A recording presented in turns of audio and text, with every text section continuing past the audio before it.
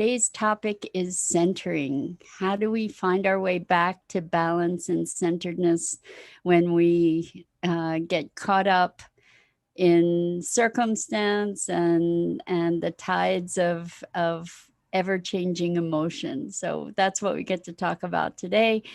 But before we get started, let's take a minute to get present, and let's take a deep breath in through your nose and hold it, and imagine clean, crisp oxygen just flooding your lungs and flowing into your bloodstream and nourishing all your cells and all your organs.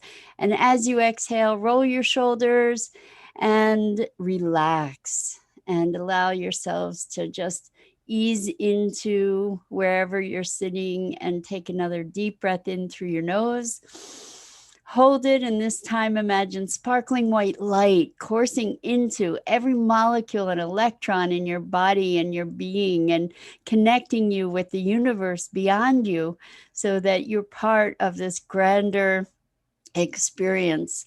And as you exhale, exhale any tension, any stress. And now let's just gently press our palms together, softly, softly rub your fingers against your palms and feel the deliciousness of that sensation, and allow yourselves to become present right here, right now. Welcome, welcome, welcome. Hi, Dido. So glad to have you here this morning. And thank you. And thank you to everybody who's here joining us. Today, we're talking about centering. And there's so many opportunities to lose our center, and to the thing about that is that we never really lose it. We just sort of maybe lose track of it. And what we're going to talk about is how to reclaim that sense of centeredness and balance. Hello, Olivia. How awesome to have you here. Thanks for being here. Welcome. So, in talking about centeredness, I think first we get to look at what takes us out of being centered, or how we kind of lose our footing.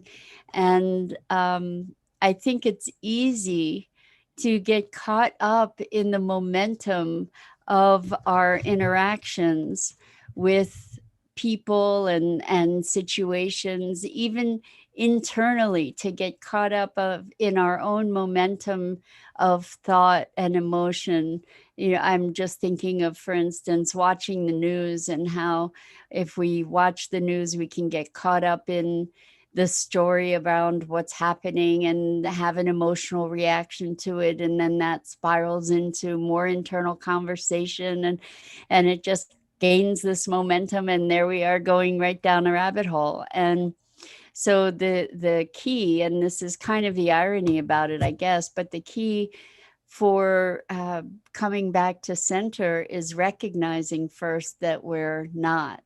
And so it's a matter of cultivating this meta awareness, so to speak, or this perspective on ourselves and our way of being in a particular moment, such that we then can come back to a place of choice. Because when we're in it, typically we're in it and we don't have the perspective. So I guess that's the trick. That's the trick, is to make certain practices habitual, so that we keep remembering to come back to ourselves, to come back to our center, to come back to that place of balance. And so one such practice is breathing.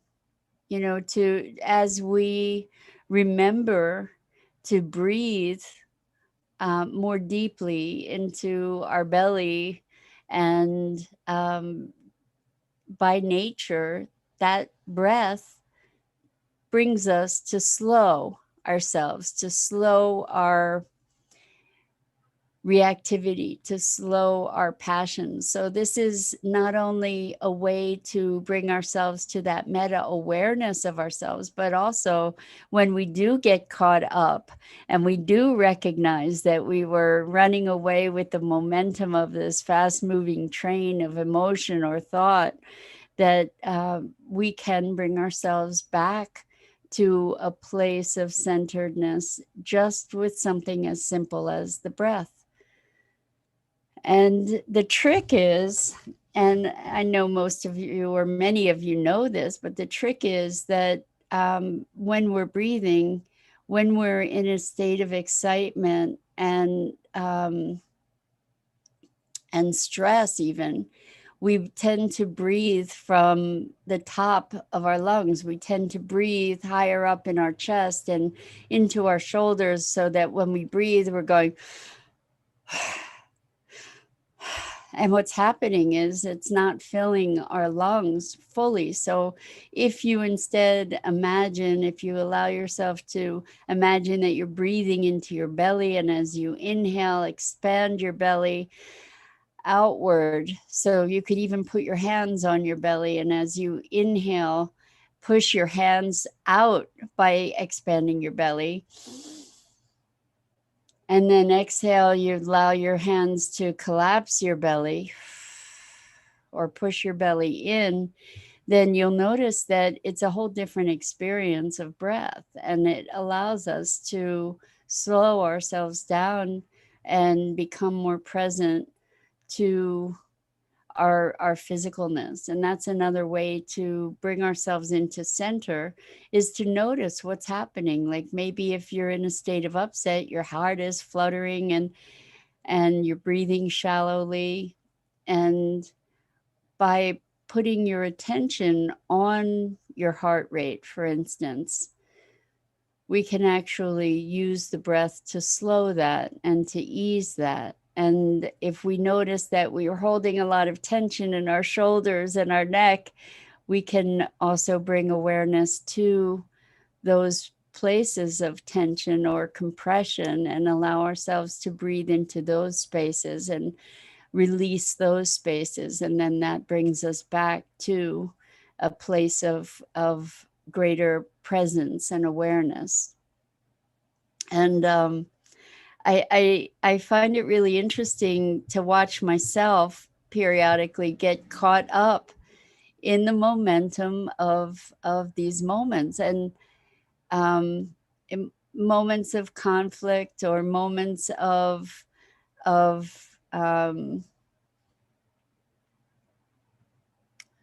of discord. And if we have the presence, like if we practice this presence more consistently, potentially we can be remembering in those moments to breathe.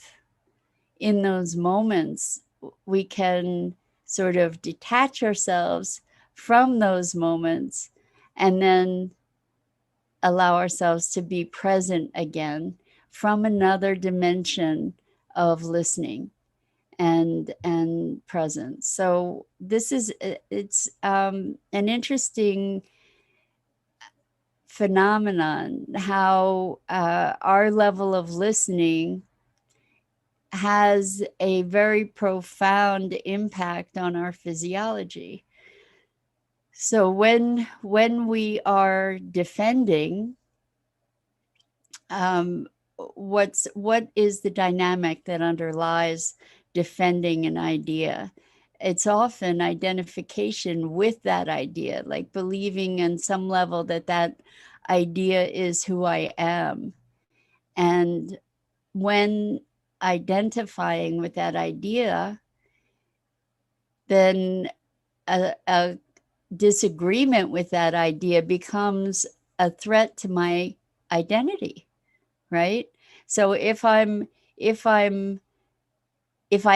the idea versus I have an idea, then what's happening is, if there is disagreement with that idea, it's a personal affront, it's a personal attack. And my listening is one of defense, right? If somebody disagrees with an idea that I'm identified with. On another level, I can have an idea, and if we disagree with ideas, then we can talk about the merits of either idea, and we can have a little bit more of a conversation where there's room to explore the um, the merits, right? If we're looking at the idea as a thing and engaging in the merits. In other words, there we're having a discussion, but it's not necessarily a connection. Okay, then another level of hello, Danette. Welcome, welcome. So glad to have you here. And welcome to everybody else. We're talking about centering and different levels of listening, and how different levels of listening um, preclude our ability to find our center and also find connection with another. Um, and part of this conversation was talking about how we can get swept up in the momentum of a moment, and there's so many of those moments these days, right? With the contentious atmosphere, polarization in our social spheres around politics and so many other things. So the third level of listening is really more a place where we're seeking connection, where the premise is not to justify that I'm right and you're wrong, or I know better, or something like that, but it's a cooperative communication where we have some empathy for one another as human beings, and some curiosity to have a deeper understanding of what the idea the ideas are, and how could we have come to those ideas and reach a deeper understanding. I don't know if it was last week or before that, but someone who was present for these talks in the morning was saying that she has learned to listen beyond the problem, to learn to listen to the other person, to find out what is going on under the surface, because whatever the presenting problem is, it's typically not the real issue. That as we explore communication and connection with one another, that we get to discover the truth of the dynamic, or what is the true issue that is motivating a certain communication. And that kind of brings us to the next level of awareness, where when we are able to connect through that empathic or empathetic place, where we're committed to connecting as human beings, the next place that arises is a generative place, a place where there are new possibilities that emerge in the conversation and the connection. And so when we're talking about centering, what we're talking about is presencing ourselves to the call of a given moment, and also presencing ourselves to our hearts and our wholeness, rather than like the way that I'm imagining some of these communications and being off center is a fluctuation of energy that is spiking or diving, and the coming back to center is a place of more presence, perhaps. I had a really interesting conversation yesterday with a client talking about intentions of being in a place of balance and harmony. And I want to discuss that too in the context of this notion of centering, because a place of balance, what is balance? So in one way that we can think of balance is actually static, it's still, right? And when we talk about being centered, we often talk about finding that internal place of stillness. The thing is that stillness can be stagnant, right? Perhaps. And so maybe what balance is a dynamic experience of moving out of balance and correcting, moving out of balance and correcting, or moving higher or lower, or having a dynamic where this sense of balance is a constant adjustment, a constant dynamic motion. And it seems to me that that's the place from whence life emerges, is in a dynamic, when there is motion, when there is activity. And so as I'm thinking about the stillness, I'm also recognizing that there is a place within this stillness that sort of transcends dimensions, so that there is an interdimensional dynamic, perhaps, where it opens up new worlds. And that's a movement in and of itself. So within the stillness, there's a deeper activity or a deeper dimensional dynamic, perhaps. What I'm wondering what you guys are thinking about this whole idea of stillness and centering. I don't know that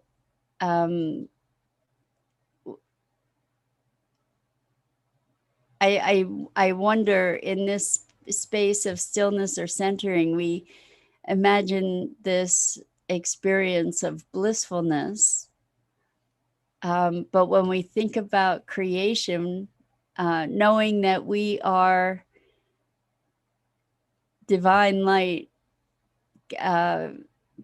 crystallized in this physical form, or expressing through this physical form, why would we do that? We came here for experience, right? We came here, at least this is a hypothesis I play with, is that we came here to have experience, and experience in bliss. Bliss is, and as I imagine it anyway, is a place of constancy and no differentiation, right? It's constant. It's this sense of euphoric stillness, and without any contrast, without any dynamic, then it is it can't know itself, it can't experience itself. And so where we experience centering is in contrast to moments when we're not centered, right? Where we experience moments of passion, is passion centered? Is it possible for passion to be centered?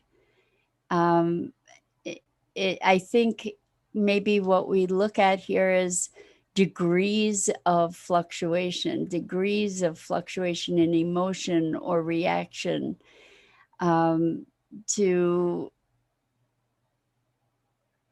I wonder if you get to experience euphoria in a constant state of being centered, or our emotions then kind of flatlined, and is that something that we desire? So I'm in this exploration right now. What's opening up for me a greater appreciation for the fluctuations of emotion and experience and passion, and coming back to a place of center as a resting place, not as a place of constant being necessarily, but as a resting place.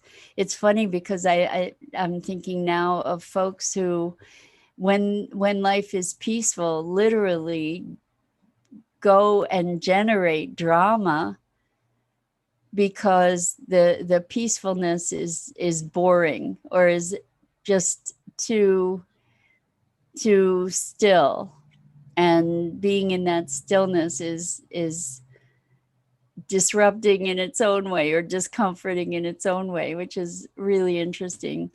So I guess it's a matter of what kind of capacity we have for stillness, and what kind of capacity we have for these energetic fluctuations, and how much we need those that variation, those variations, or how much we crave them, or how much we create them. It's interesting to me because I think, hello, Lillian, welcome. So glad to have you here. We're talking about centering, and it's interesting because in the realm of spiritual pursuit, shall we say, or discipline. Thank you, Lillian. Thank you.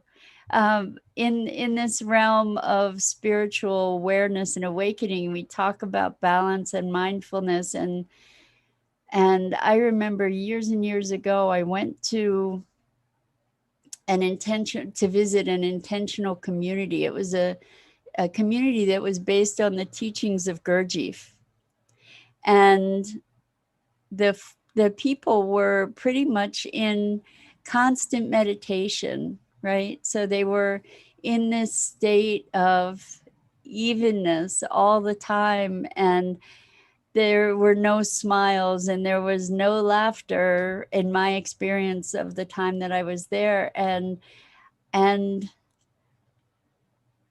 I found it really oppressive. And I am just now in this moment bringing to my awareness how much I delight in different emotions, even when they're not necessarily comfortable or pleasant emotions, but that being able to have the experience of different emotions, the variety of emotions. I tend to think that that's a big part of what we came here for. Like, this is the 10-ticket ride. So centering is a great practice and a great experience to have, and a great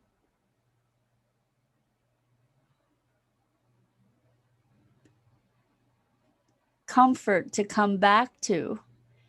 And being in that constant state of presence, I'm wondering, like the evenness of it, I'm wondering if that's really something to aspire to. I'm not so sure. So Lillian says, yes, it is a place to aspire to. I think that's what you're saying, Lillian. I tend to cherish the moments that I feel pure joy. I tend to sometimes even relish moments of melancholy. You know, there's a sweetness to a certain degree of sadness, you know, to be able to feel these different things. And I don't know that I want to erase those things, to feel all the passions and pleasures. So Lillian says, yes, she wants to feel those things too. Okay, good. So I wasn't sure if I misunderstood what you were saying.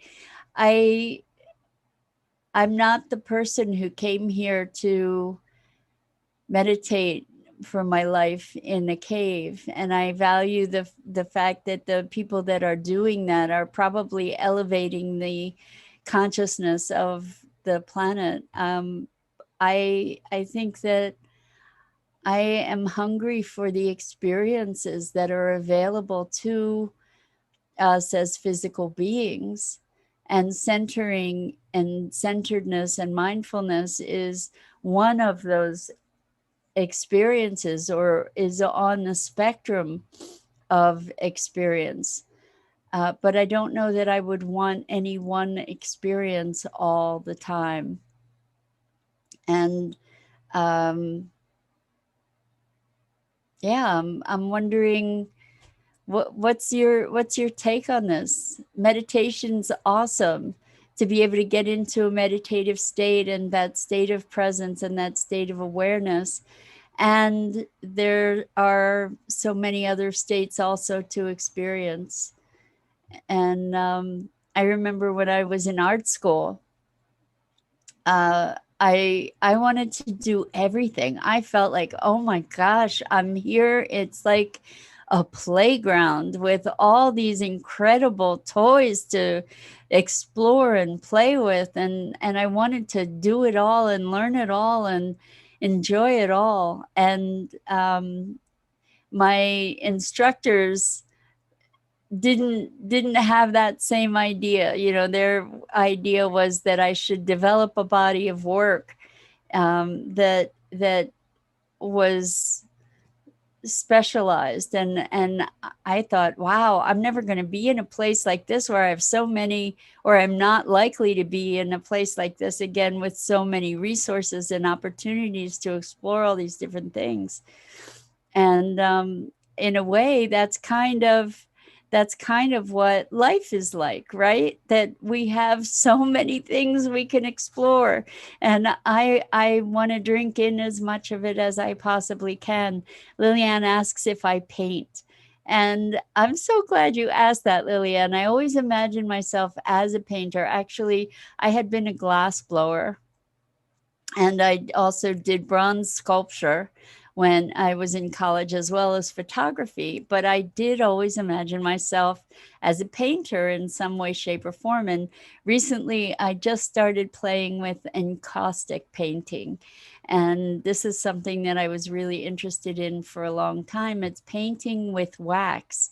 And it enables texture and three-dimensionality, and it kind of blends a lot of the things that I have already done, because with glass is molten, it's using heat, and encaustic uses a torch or a hot gun to melt the wax to different degrees. Um, and bronze sculpture also used wax to, I would make models in wax and then burn them out and fill it with the bronze. So these are things that are familiar to me. And so Lillian says, yes, in this world, there's so much to choose from, and I can't decide what to do. I got you. You know what? You're not alone.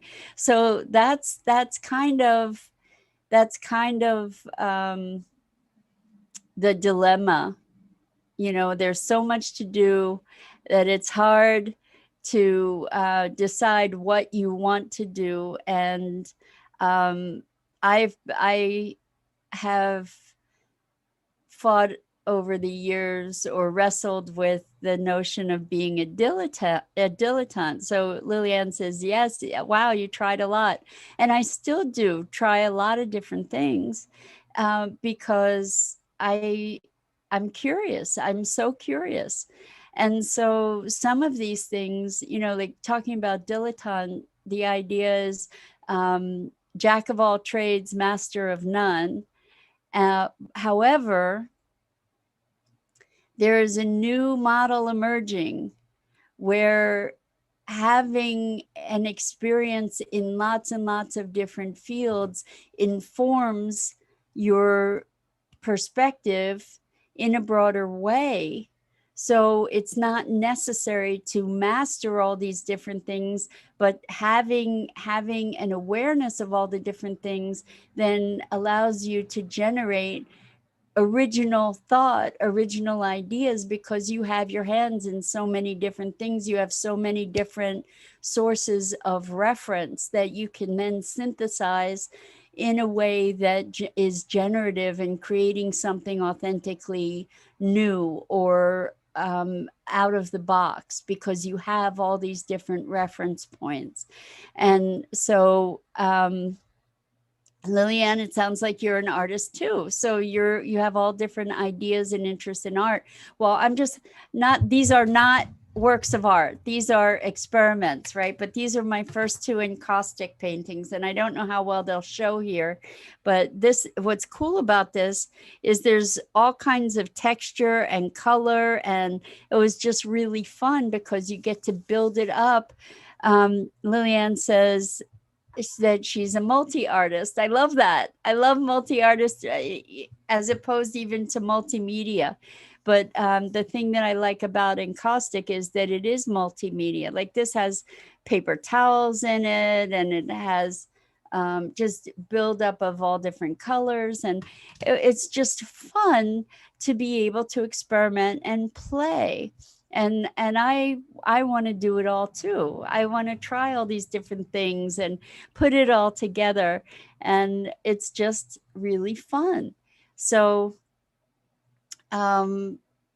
I think coming back to centering, a lot of us experience this flow, this experience of centered attention or focused attention when we're doing things that are creative. And it could even be gardening, for instance. Yeah, it is funny that you asked if I painted, Lillian. I just started this like a week or two, a week ago, maybe a week and a half ago. So I'm having fun with it. And I encourage you guys to just, like, our lives are our art, you know? Whatever you decide to do with your life, the way that you create your life and express it is your art. And to bring this back to centering and this creative urge, or when we're creating or gardening or doing something that we love, we can get into a state of flow, a state of centeredness. And from that state of flow and centeredness, there's sort of a transcendence that is not dissimilar from the kind of transcendence that's available to us when we get into deep meditation. So I love that we can come back to center. I don't know that I want to be there every moment of every day of my entire life, but coming back to that place is a gift, whether it be through meditation or simply breathing or doing art or other creative things. And Lillian says, we feel like this because we have so much inside of us that we want to get outside of us to create. Well, this is awesome. It's a beautiful point, because in doing creative things in the world, whether it's writing or artwork or gardening or cooking, can be tremendously creative. I find it that way. Like, just things that we are expressing ourselves through and with and focused attention. What we enable ourselves to do is to connect our interior to the outside world. We get to also make manifest some of what is inside. So like you said, Lillian, to bring the inside out, that's what a lot of this creativity is. And it in bringing the inside out, we also get to experience more deeply our inner selves, and that's what this whole centering thing is all about. And Lillian says, sometimes I wish I just had one idea. There's too much in my head. It's spinning day and night. Well, centering is a good thing then, Lillian. Maybe just putting the attention on the breath and finding the thing that emerges as a desire or as your prioritized expression. And that for me has been the value, the greatest value of the practice of presencing and sensing into my center, because then I can connect more deeply with what is wanting to emerge. Instead of saying, I'm going to go make a great painting. First of all, I don't know if I'm capable of that. Second of all, that's an external thing. And then I get to judge it if the painting meets those criteria, blah, blah, blah. Instead of creating an outward goal, I can move from inner inspiration. And the centering practice, whatever that practice might be for you, allows us to become more present to what it is inside that is moving from inspiration. And that's the guidance, if there is any guidance, is to connect with that deep sense, that deep center, to move from inspiration and to revisit that, to find the inspiration rather than being driven by the external imposition or goal, because that is a narrowing of our capacity. So the centering allows us to connect with that expansiveness that we are, and to bring ourselves into connection with our internal inspiration. And Lillian says, when I create, I feel like cleansing inside. So you are using that as a place of centering. It's a beautiful thing. And so I hope that you guys found this entertaining and stimulating. I did, actually, to recognize how deeply I truly appreciate the variety of emotions and how much I appreciate not always being in my center, so that I can come back to that place and really, really benefit from it and recognize the contrast and appreciate that. And so Lillian says, I've never been taught in any way to do it comes from inside, and I follow just that. That way it's mine, if you know what I mean. I do know what you mean. And it we all have different ways of expressing our creativity and moving on our inspiration. It was great to see you, Lillian, and very cool to share about art too. Unexpected, but it does connect with this whole idea of centering and expression and passion and the range of our emotions and our experience, and how all of it connects. Lillian, thank you. She says, please share more of your painting here. Well, we'll see what I come up with. Anyway, I have to say thank you so much for engaging today. And as always, it's such a treat and honor to be with you guys. And I just have so much love and appreciation for you. So I'm Mira Rubin. This is The Core Connection, and I go live on the Enlightened World Facebook page every weekday morning at 9 a.m. Eastern Time. And I encourage you to check out the other wonderful programming on Enlightened World Network. And Danette, thank you. And that's sweet. Maybe I will share my art or my experiments. I prefer to call them experiments at this point. Anyway, so much love to you guys. Thanks so much for joining me. And I look forward to seeing you again here really soon.